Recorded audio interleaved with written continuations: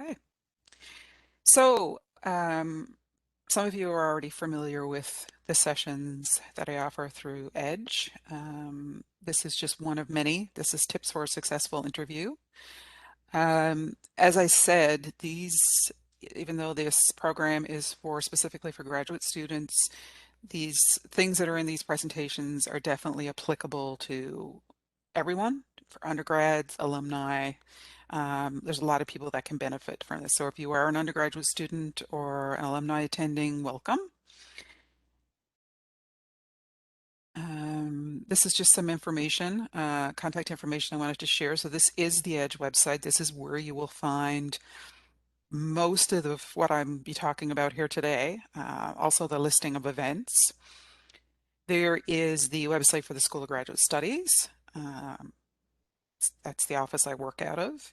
And also, and particularly for the benefit of any undergrads or alumni that might be attending, we also have our Become a Graduate Student application page, which has all kinds of information on our different programs. So those are some things that you might want to have a look at. So I'm going to talk about what a job interview is. And just to address the question earlier about, like I said, this is not a session on specifically on academic interviews. This is more about non-academic jobs and industry. However, this would be an example of a slide that applies to both.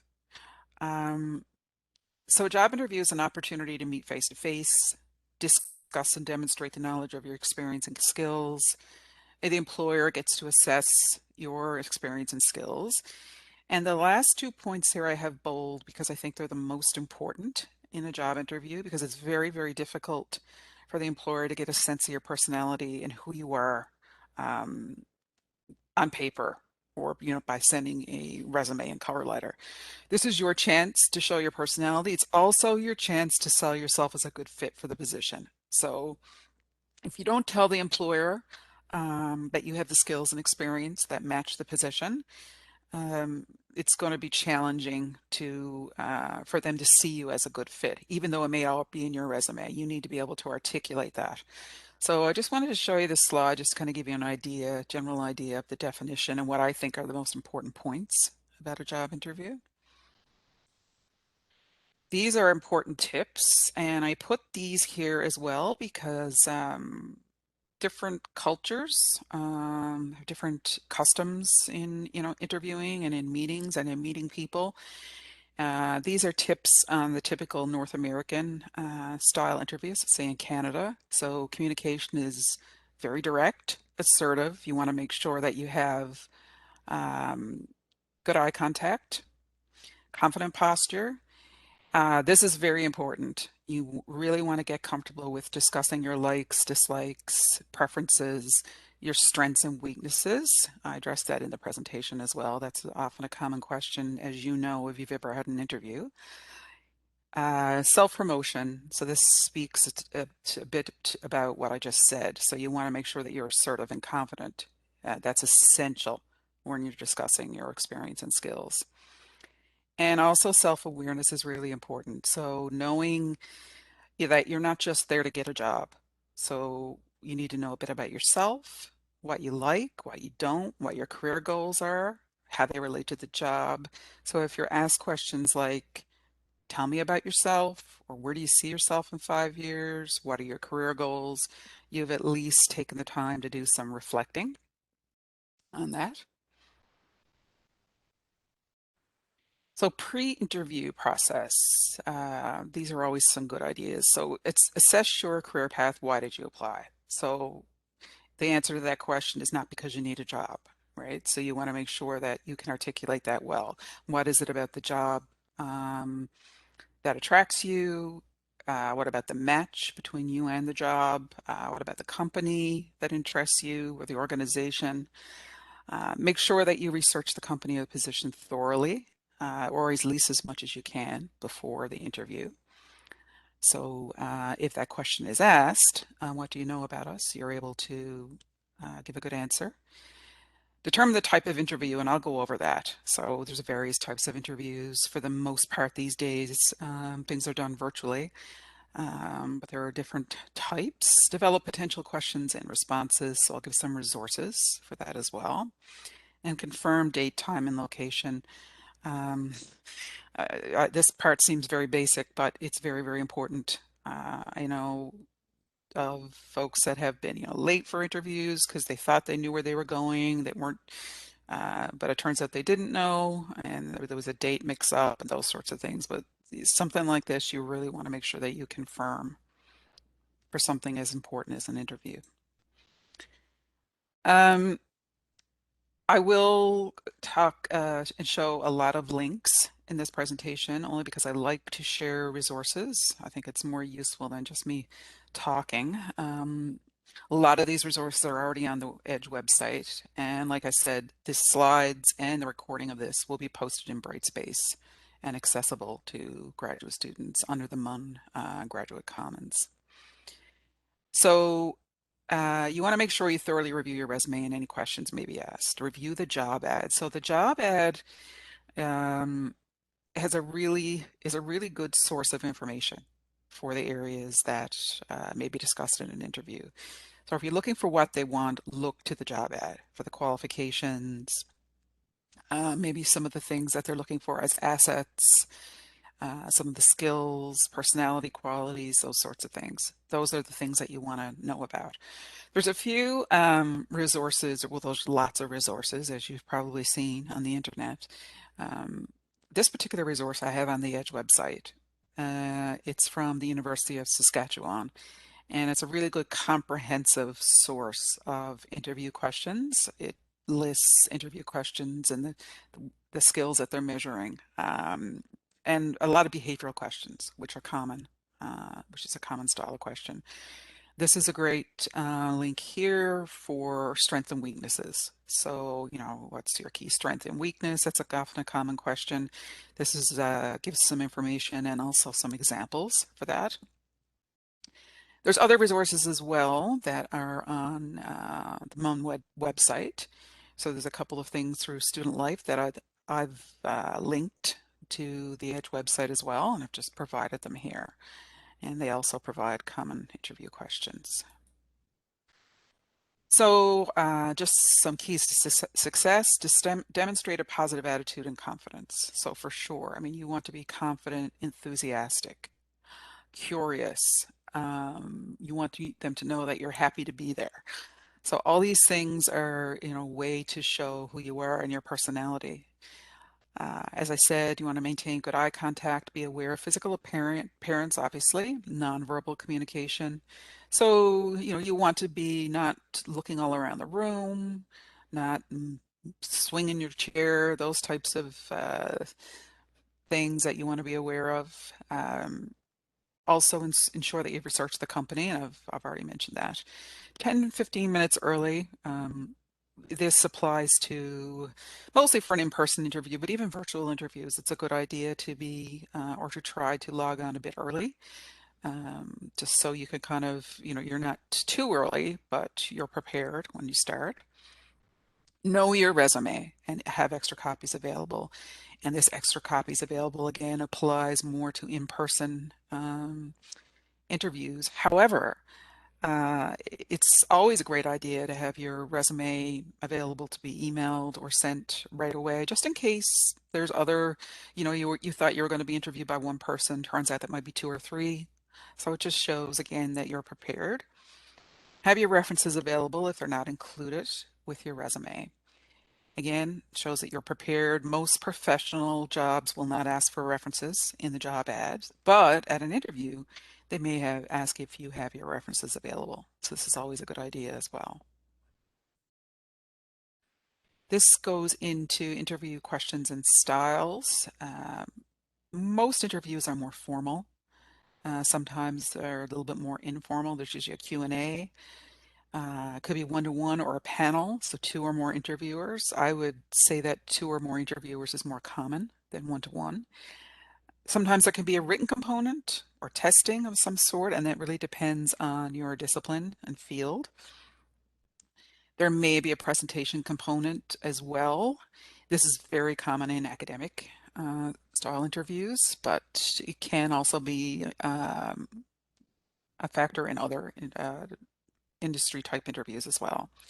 Rounds of interviews are common. So they may do, a big round of interviews first online, and then narrow it down to a few candidates to perhaps meet in person. So I'm going to talk about behavioral interviews, situational interviews, case interview questions, with the focus really is going to be on behavioral. Because I think from my experience and from the practice and the mock interviews that I do and talking with employers, that these are the majority of the type of questions that you'll be asked. So behavioral interview is really designed to determine if a candidate possesses a certain competencies. So you can use examples, and you should use examples, very specific examples from your work, education, could be your extracurricular activities, to demonstrate the skill being assessed. So it doesn't matter where you take your example from, as long as it's the best one that answers the question.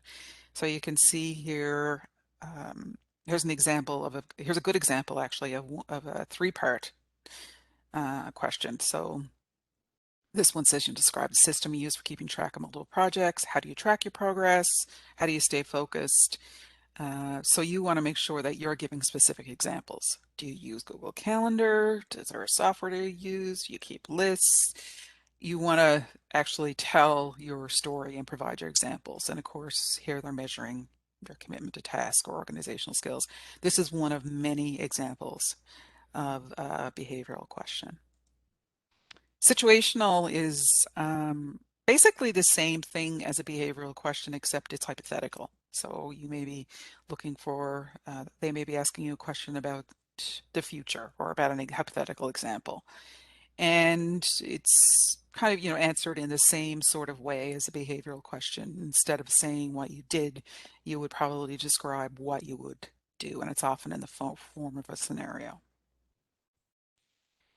Case interview. So this is less common, but I put this up here because it can be common for certain types of interviews. Businesses, for example, sometimes depending on your field. So it's kind of geared around solving problems on the spot. Classic business cases would be a good example. So, and here's a specific example underneath here. So those are the three types, but as I said, the main focus, I think, for this presentation is really on the behavioral, because that's the most common. So here are some resources coming up to help you answer those type questions. So behavioral question and a situational question, actually, you can use the acronym STAR. This really keeps you on track when you're answering a question. So if you're nervous, or if you don't know what to say, or you feel like you don't have enough to say, or you're going to go on too long, this keeps you on track. So, if employers asked you a question about, tell me about a time you were a member of a team, what did you do? So you would describe a situation, what you did, the tasks, the action, and the result. So the result is really important. So was the result that whatever it was, that was a project that was done on time, you got good feedback from your supervisor, the audience asked lots of questions, whatever that example is, you want to make sure you tell it in a mini type story. And in a situational type question, you can use the same formula as well, except you're describing a potential situation.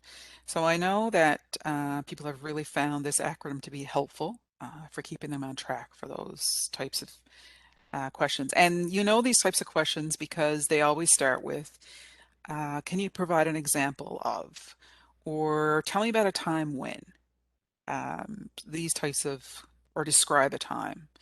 When you hear those types of questions, you know that they're behavioral type questions. This is another acronym that's a good one for tell me about yourself, which is a very common question, or some version of this question is very common in an interview. So PAW stands for personal, academic, work, and skills, and it doesn't mean that your answer has to look exactly like this.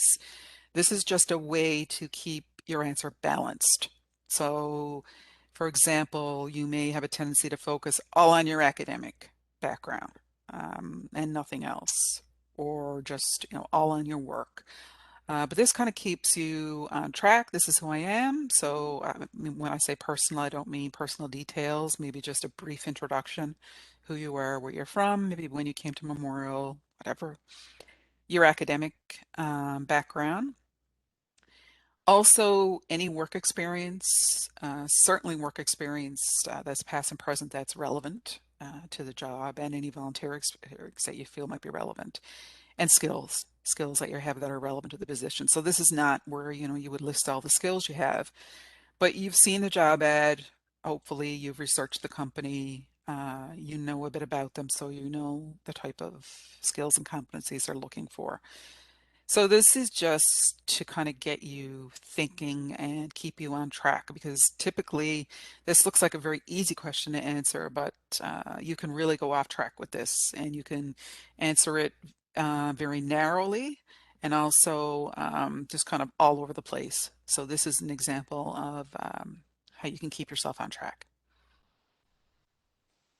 I talked about this a bit already, so this is just a bit more detail. Structured interviews are definitely the most common. Usually asked in a formal or organized way in an office or virtual, of course. Unstructured, less common. Um, this may be just like a relaxed kind of conversation, informal conversation, maybe outside an office, at a coffee shop, something like that. So maybe you have kind of a friend of a friend who wants to talk about a specific position coming up. Panel or board, more than one interviewer, so that is common. Usually there is more than one interviewer. And as I said, you may move through rounds of interviews with different people. So I know my own experience with interviews, I can think of one situation in particular where I think I had 3 or 4 different rounds of interviews before I actually got the job. So I went through it was quite the process with different people. And again, testing may be required, and that always depends on the field or the industry. So I'd talk a bit about virtual interviews because, of course, that is timely right now. Some of these things are pretty obvious, but they're important. So dress professionally, obviously. Smiling is important. Be aware of any unnecessary movement or noise if you can, if it's at all possible, to have to hold the interview in a quiet place. That's ideal. You want to make sure you're patient. You know that technology doesn't always work.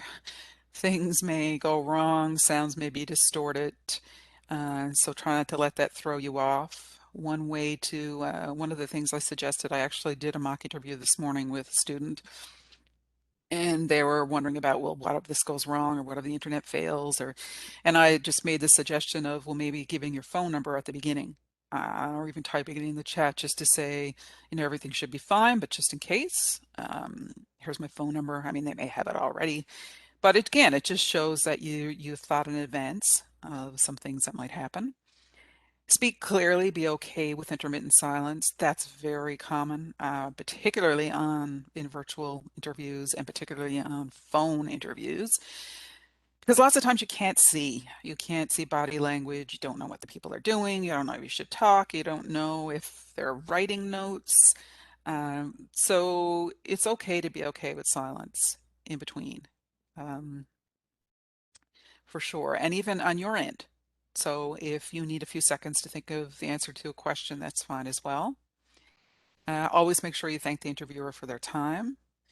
A few telephone tips. I mean, not too many um, interviews happen on the phone now these days, but some still do. Tips, dress professionally to feel professional. Stand as you speak. It allows you to project your voice, helps you feel more confident. And the Balanced Careers actually has a great link on practice and preparing for a online job interview as well. So concluding the interview, if you do have a portfolio or more information about your qualifications, offer to provide it at this time. And by portfolio, I mean, if there's transcripts, if there's samples of writing, if there's things that you think might be helpful to them. It doesn't mean that you need to have a portfolio. Um, But depending on your field, you may have things that you want to offer at the end, and you definitely want to ask questions. So when the question comes at the end, do you have any questions? You don't want to say no to that. You want to make sure that you have some questions prepared. They don't have to be these questions. In fact, these are just pretty general examples. You want to be careful not to ask questions that they've already answered. Um, but there are resources, and the resources in one of the slides that I showed earlier actually provides examples of questions that you could ask at an interview. But again, this shows interest, curiosity. Post-interview recap, make notes. That's really important while things are still fresh in your mind.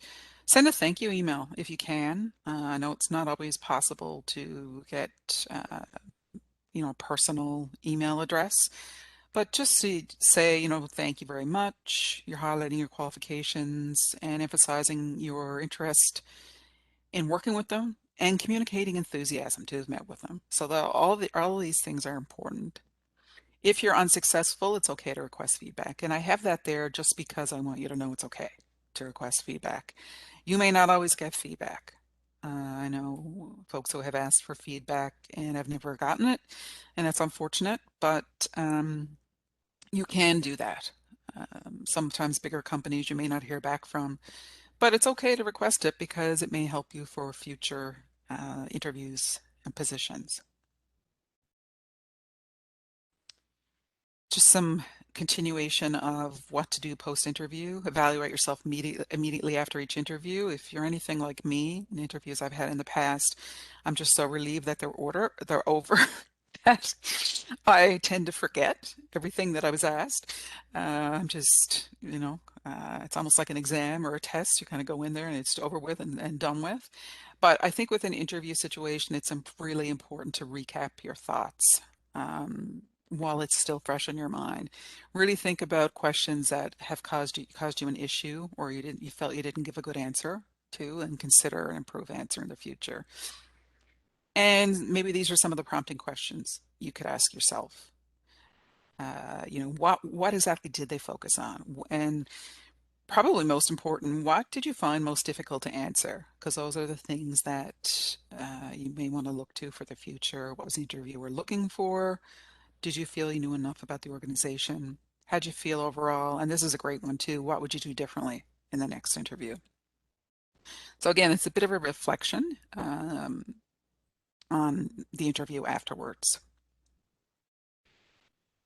These are some common interview mistakes. This is based on recruiter feedback. So lack of preparation is a big one.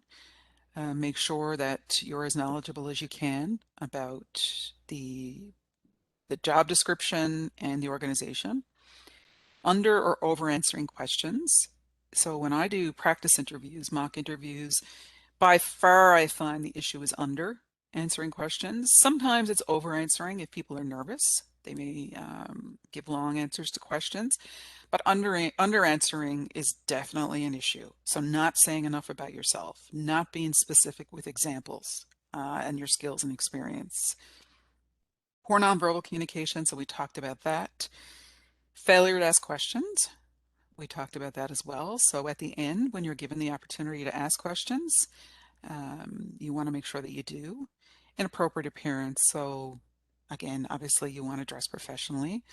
Poor or negative attitude. I don't see that too often in the mock interviews that I've done. But for example, you wouldn't want to talk negatively about your previous employer. So there's this, an example. Exaggerating or being deceitful. I don't see that too much, but I would imagine it does happen in some situations. Again, the issue that I see mostly is the opposite of this. So being overly modest and not really being able to talk about the experience and skills that you need to talk about in order to let them know that you're a match. I know that well, it might be hard to see.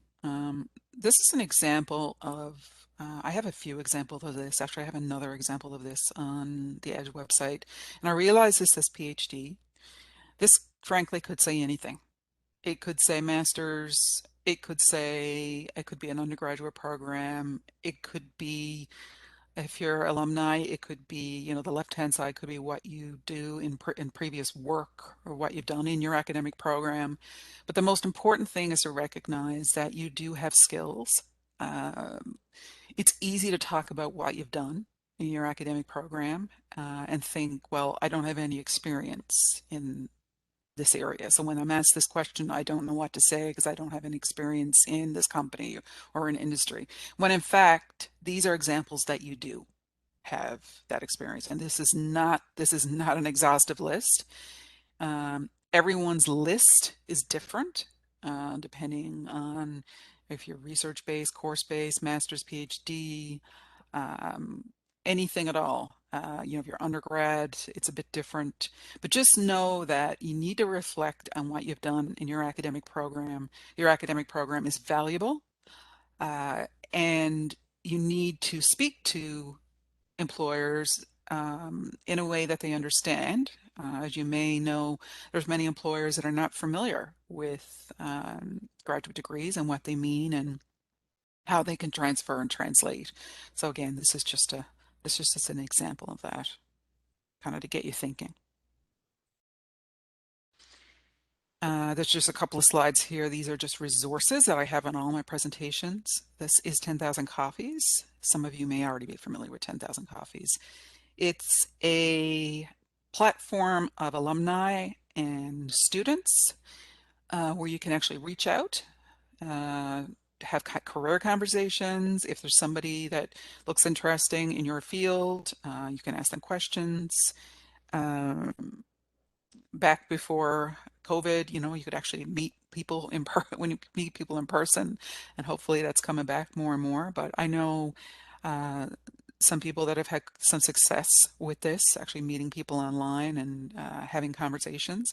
So we highly recommend platforms like this and doing this because we know that most jobs are never posted. We know that most jobs come from making connections, talking to people, finding out what's out there. So this is just something I wanted to make you aware of.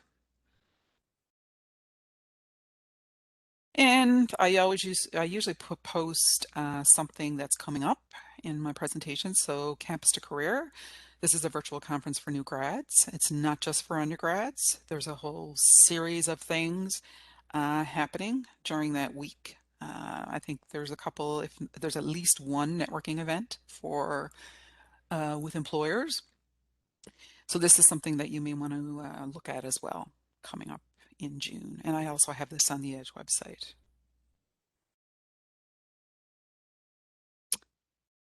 I'm going to go into the Edge website now because I think that's probably one of the most important things, resources that I can leave you with.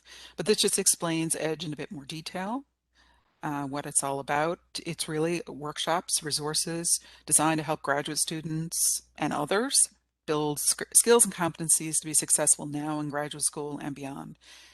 I would strongly suggest following Edge on social media, particularly Twitter. That's where I post most things, job postings, all kinds of tips, events like this. And of course, here's the Edge website. And it's pretty straightforward. It's just a microsite. So I'm just going to stop sharing. And I'll ask if there's any comments or questions before I could just go into the Edge website.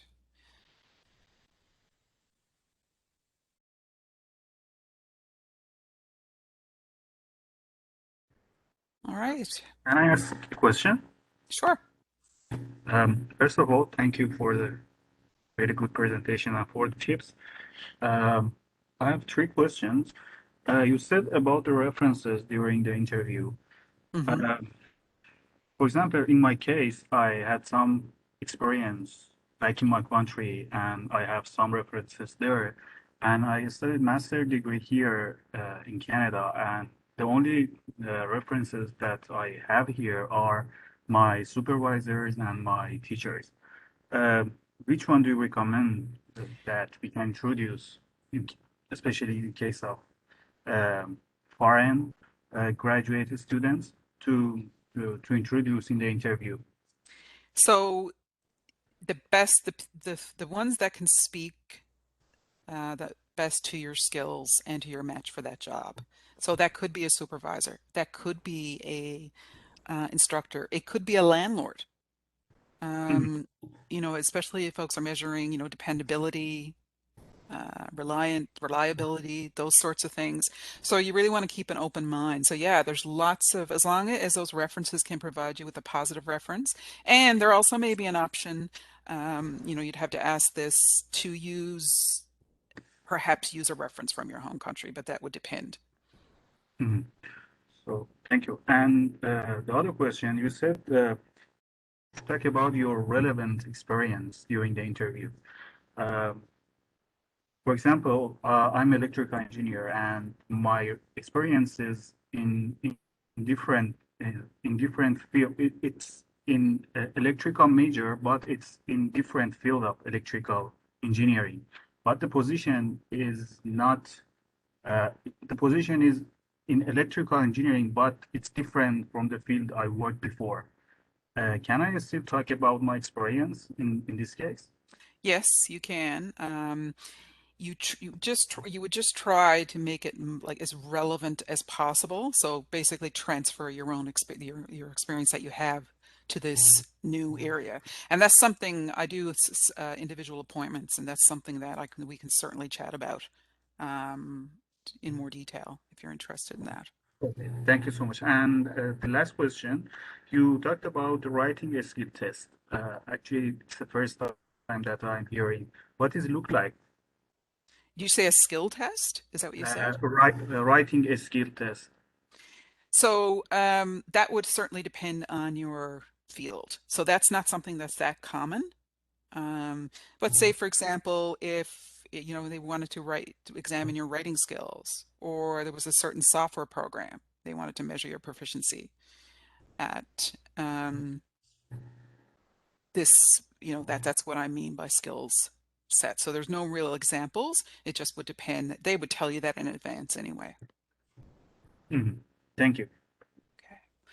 I am just in case some people have to leave, I'm going to post, and if you're if you can stay, that's great. But I'm just posting the survey, the feedback survey, very, very quick feedback survey. So you don't have to do that now. I'm going to leave it up there and I can post it again at the end. But I just wanted to give you a heads up. I really appreciate your feedback on those questions. Um, to answer the question, how do we go about setting up a mock interview? All you need to do is email me. So you can set up an appointment with me directly just by emailing me. I think I'll just put my email in here again.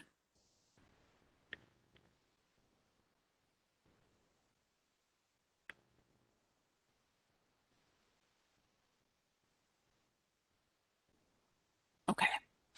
Anybody else have anything before I go to the Edge website?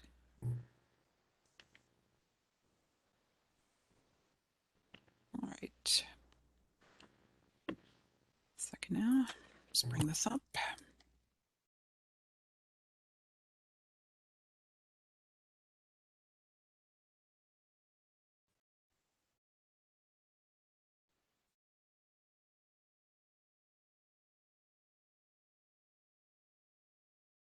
I'm just going to share my screen.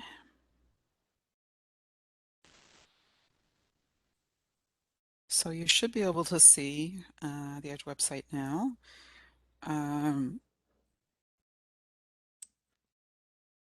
I'm not going to go into everything. Obviously, there's a lot of things here, but just to let you know, I guess what I want to let you know most of all is that there's a lot of students who often don't see this website or even know about it till the end of their degree. The earlier you can explore this website and some of the resources, the better. Here is, as I was saying, there's direct links here to the social media. So you can see, you know, I retweet things from career development as well. This is employer networking session coming up during the campus to career event. Any events like this, I will post like, you know, tips, that sort of thing. So this And jobs, anything at all that comes up, this is where I would post it. I do try to post in Facebook as well, but Twitter is definitely a more rich source of information for these things. The other thing I want to point out is the events calendar. So you can see that we have all these, and not just events. So for example, the Graduate Student Work Experience Program, the leadership program, I have that there. That was back, the deadline was May 21st, but that's just an example of other things that I post. Uh, Today's session, tomorrow's session, which is going to be a great session, other programs. Um, this will be updated right up till the end of July. And you can see that some things are more academic, other things are more, non-academic, more general. Um, this was the session I was talking about earlier in terms of asking questions about academia. That might be a good one to attend as well. So keep an eye on this list. This changes. I do add things as well. Every now and then I'll get a speaker with a certain topic that wants to participate. So keep an eye on these. I get a lot of questions. How can I access the recordings? How can I access the slides? And this is how you can access them. So the instructions are right here. If you're a graduate student, you can access the slides. It may take a couple of days to post them, but you should be able to access the slides and recording under toolboxes in MUN Graduate Commons. There's a list on the left-hand side and it says Edge Recordings and Presentations. This tab here is contains some resources, well, the ones that I've used here already in the presentation. So for example, these interview tips, sample interview questions, those are the two links that I had in the presentation. There's our resume guide. That's a PDF document, our CV guide. Here's another great example of how to translate your academic skills. Actually, this one is a bit more comprehensive. And again, I know it says PhDs in the humanities. However, everybody is different. This is just a sample, and I encourage everyone to reflect on what they're doing in their academic program, and then knowing and being able to articulate what that means for the workplace. So you can see it's a very different type of translation. So this, this is obviously the way that you want to talk about your academic skills to employers. And it gives you some examples of some things that you might do. Obviously, this is going to look very different for a research-based program, course-based program, master's or PhD. But there's just some visual examples that I'd like to share. Okay.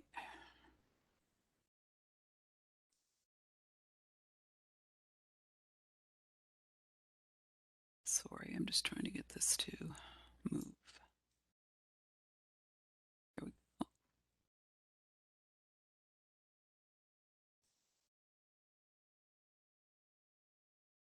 I don't know if you can see the, yeah, you should be able to see. This is just, I'm just using this as an example. This is one of the links that I showed in the presentation. I really like this because it's a common question and they go into depth about it, starting about strengths, weaknesses. And what I like is that they give examples to answer some of these questions. And what folks struggle mostly with, of course, are the weaknesses. And they also give examples of that. So there's some really good resources here in both in the presentation and on the Edge website itself. Any questions about the website? Like I said, there's many resources. We'll take you right from even previous to your program right through to the end of your degree with resources. So there's a lot of things here you can have a look at. Any questions about the Edge website before I stop sharing?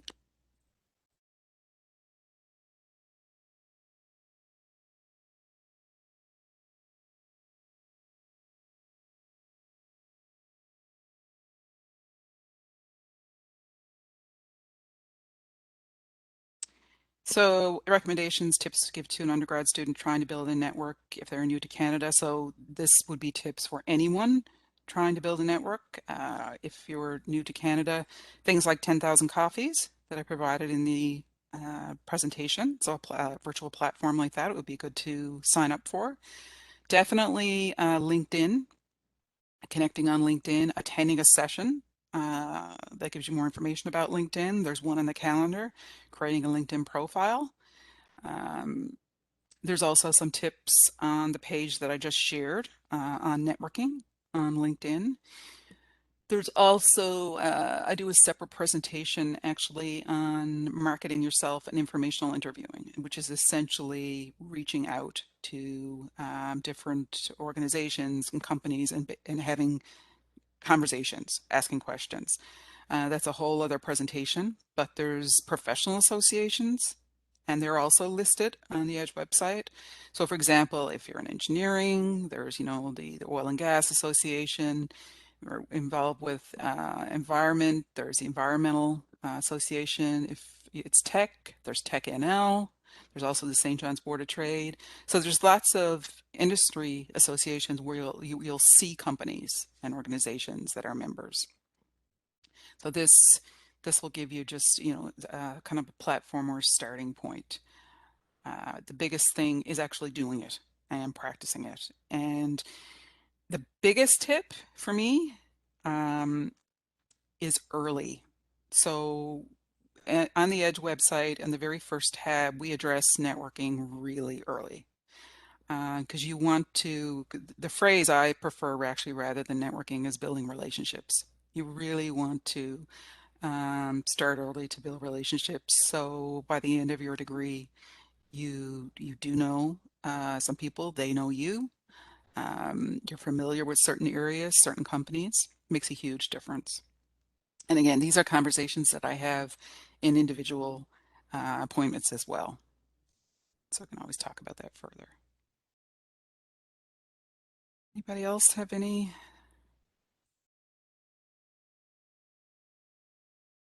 else? Okay, well, you're welcome. I'm just putting the survey in the chat once more. If you could complete that, that would be great. It's very helpful. If you have any suggestions for, there is a place there if you have any suggestions for future events or sessions that you might like to see or topics, you can also put it in there as well. All right. Well, if there's no other questions or comments, I'm going to stop the recording.